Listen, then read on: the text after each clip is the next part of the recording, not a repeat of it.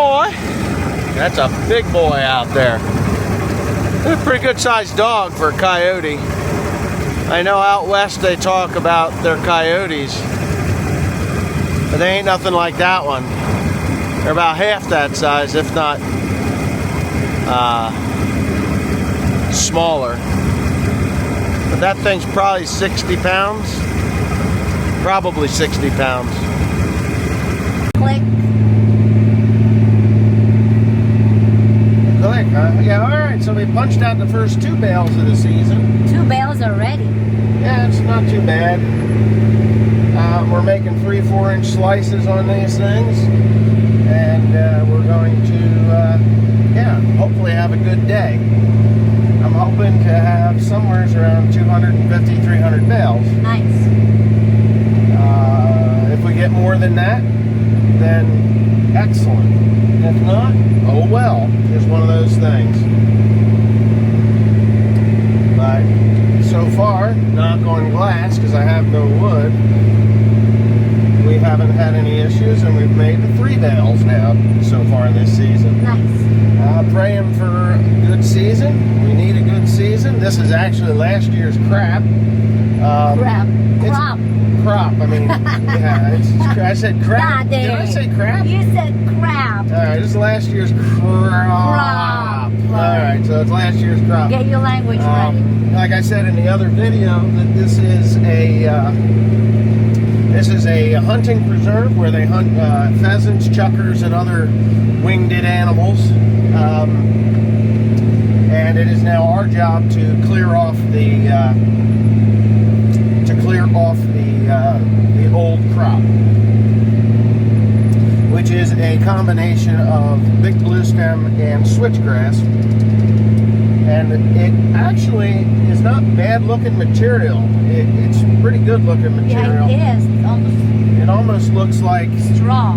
Well, it looks like straw. But anyways, I'm not sure whether we're going to go ahead and sell this as a bedding material or if we're going to take it to another market. There's a couple of different markets we can market this through. One is a burner market where they will burn it to heat hothouses or greenhouses. Oh boy, you got clumps. Oh, he plugged up. Well, that's the problem. You get into heavy material, and I can tell by the size of the slice on this thing. What the hell is he doing? I have no idea what is it. He's gonna try and fix it. Huh. Looked like he broke it. Oh, I see what we got here. So this is mess number 1. When you come across the mess, you have got to slow down because you will just jam it up tight. And we are not interested in that part of the deal. Are we? And he did it again anyway. Oh my goodness. It's just heavy stuff. That's all. What the heck? Okay. Yeah, we'll be crawling over this. I did find a problem with the tractor that has to be addressed. Oh yeah? It won't cost much, but What is it? a broken battery box. The plate to the battery box is broke. Yeah. I think I told you that already. You did. So that has to be fixed, or it's just going to cause a bigger problem. And he's going to cause me a bigger problem, is he not? And get it fixed. Okay. Oh, not too bad. Not too bad. All right. We are up to 6 bales now. Yay. Which is an excellent thing. I actually thought there would be problems with this because of the type of material it is. Oh my goodness.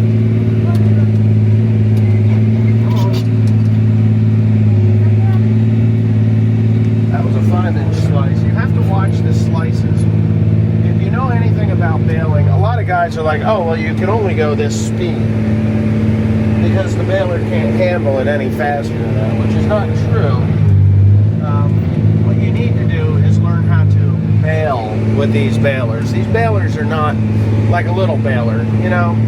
Like if you're baling with a 40-20, you want to be in like 3rd gear. If you're baling alfalfa, 3rd gear, and certain type of hay, you know, the certain type of hay or how much hay is to the field.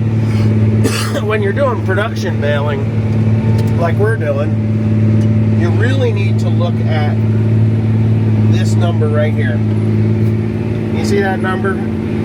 Right now it's saying 2, 3. 4 inches. Now it's at 4. Yes. That is the inch size that the plunger has pushed the bale back. So it's the size of that slice is going to be, well, right now it's punching 2 to 3 inch bales. They're slices. You want to have that thing running 3-4 inches. No more than that, because when you get into the 4 or 5, that's when you'll pop that clutch. So you're constantly on the shifter. That's why power shift and IVT transmissions are great for this. Because you can say, oh, okay, I'm only running a 2-inch slice. I can bump it up a gear. Or I'm running a 3-inch slice and a 4-inch slice. I can just stay here. But if I see a 4 and a 5-inch slice, then I got to back it off. Now, as you can see, we've sped up pretty good. And you're just basically driving this thing. And that's how you get a lot of hay done in a day, by not staying in one particular gear. But anyway, we'll get around this field a couple of times, and then we will jump out and take a look at the bales we're making and see what they're looking like, as we are now about to pass bale number 10. All right. You can shut that off. Good morning. So, yes. Okay, so, or good morning. So, I have had an overheating issue yesterday with the 8120. We've got a couple of issues, let's put it that way. We'll start with issue 1. Issue 1 is right here. The muffler broke off. So after 10,000 hours, and that's what that tractor has on it now, is 10,000 hours, it rusted out here, and, well, the muffler's history. If you look up in there, which you can't see much because it's just the black hole of carbon, that whole inside is supposed to be full of holes. Full of holes, right? Full of holes. Now, I haven't always thought this, but I've thought that this tractor has lacked in power for a while now. Just doesn't have the gusto that it had before. And I'm pretty sure it's because that muffler, the holes are plugged up. So when it broke off, I looked at Deere and it was like $1,000 for that muffler. It's like, I don't want to pay that kind of money. So I took a I took a pipe here off of, well, it was on the old Mac, and I put it on here. It's just a straight pipe. We cut it off. This is not staying here for 2 reasons. Reason 1, I absolutely hate straight pipes. I think they're stupid. It's noisy in the cab. It's noisy outside. It's noisy. What I like about a muffler or a straight pipe is that the tractor can breathe. You know, that exhaust goes right out, which is good. And it seems to have more staying power, more the torque rise. It'll hold longer when you're headed up hills and stuff, which to me doesn't quite offset the noise factor, because this thing is loud. So anyways, but that's just the one thing. The other thing is we started to overheat last night, and there's no leaks in here at all that I know of. What the hell is that? What is that? Some kind of bubble gum. You know what? That thing noisy. That thing is noisy. I don't know what that is. Well, anyway, that's weird. There's no leaks in it that I know of, except for the fact that when I took the caps off, it blew up because it was overheated. Teresa has my coolant in her car, so I'm kind of effed there. But anyway, I put coolant in the reserve tank, which this is an integrated reserve tank into the radiator. I put coolant in that, and it seems like it didn't suck it down, so that means that we should be full. But once I put the coolant in it, it cooled off, and I had no problems after that. So there was a coolant issue, so it was low. Don't know why. It's not in the oil. It's nowhere else. Another issue is we changed batteries yesterday in that, and found out that the battery box is broke, so I got to take that plate off the bottom of the fuel tank and weld it all back together again because it's just broke off. What else is there? Oh, and I ordered a muffler from Amazon. The muffler was $540, not $1,000. And because I had bought stuff from Amazon, they gave me a gift card, which dropped the price another, I don't know, $150. Right? Good morning. So, yeah. So that's the deal. We got all done yesterday, and now I just gotta figure a couple of things out. I got a grommet that's leaking at the top of yeah, I just gotta buy a new one. It's leaking the breather tube. So I have to fix that. But other than that, tractor ran fine. Oh well, that's that. Yeah, we had it overheat last night. Oh. So I got to go over to Peterbilt, which isn't too far, and I will grab those bits and pieces, and we'll get it going. Oh, and here comes Grant. Just take it right on into the mess in here. Yeah, now you did it. You kicked it. I know what this is. This is a... Gotta throw it up on that barrel. It'll be easier to take it apart. This is a wonderful, wonderful, wonderful gift. It's not a gift. It's a muffler for the 8120. The 8120 muffler was $900 and some odd from John Deere. I bought this on Amazon. I think it is out of Allstate's Ag is where this actually was sold from. I need another muffler for Teresa's tractor, the 8530, because it's broke out in the same place as this one did. Much bigger tractor. It doesn't take the same muffler, but oh, wow, there you go. This thing's actually packed somewhat decent. Oh my goodness, it's actually packed somewhat decent. Here, I'll hold this, you pull it out. Out it comes. This muffler is like 48 pounds, but the one for the 8530 is 60 some pounds. It's much heavier because this is an 8.1 liter and that is a 9.1 liter in the engine. So this came from Kiba.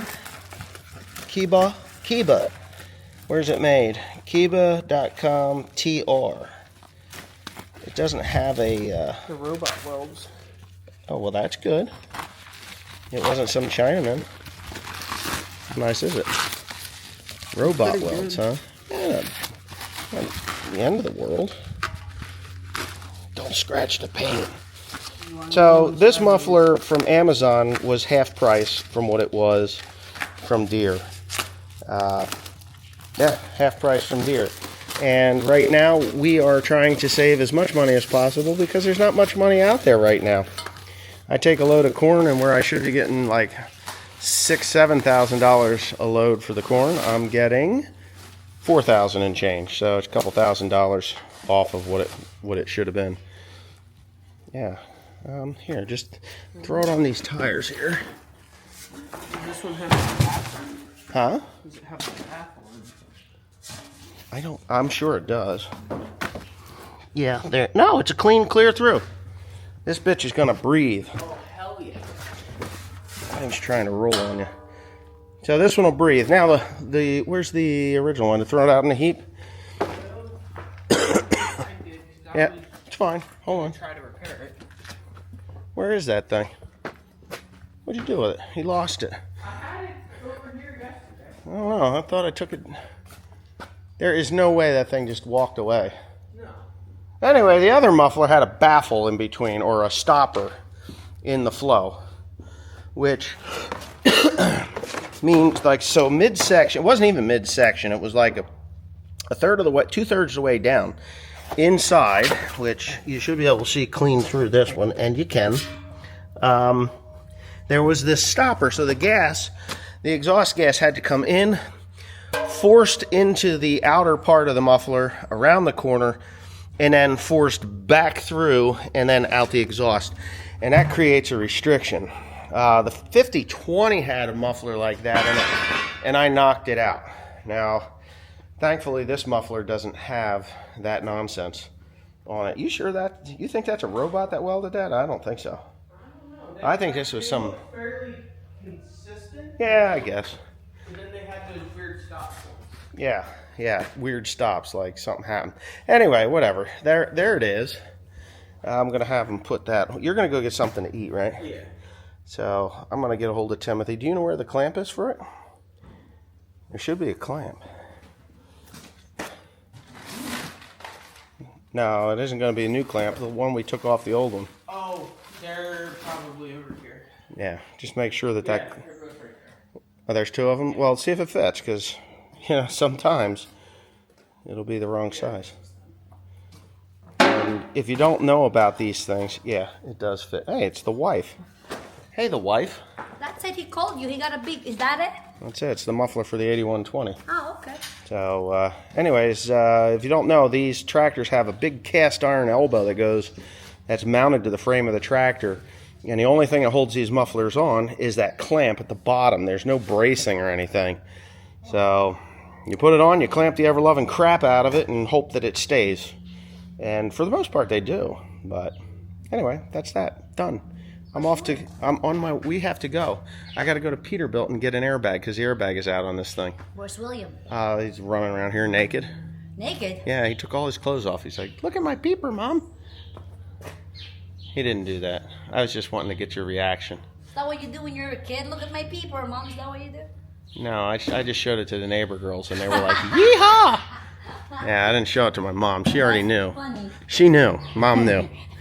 That's right. Anyway, so what do you got in there? Tuna fish sandwich. Oh, man. Didn't I just eat like 4 minutes ago? Oh, I did get the I tires got done. that done. The garden road covered. Man, I dig some rocks. Talk about big rocks. I thought it was gold. If that's gold, we'll be millionaire. You want some gold? Big rocks. Did you get them out? Oh, yeah, shit, yeah. They were at the top end of the garden. Yeah. I knew where they were How do you know? because I put them there. Shit.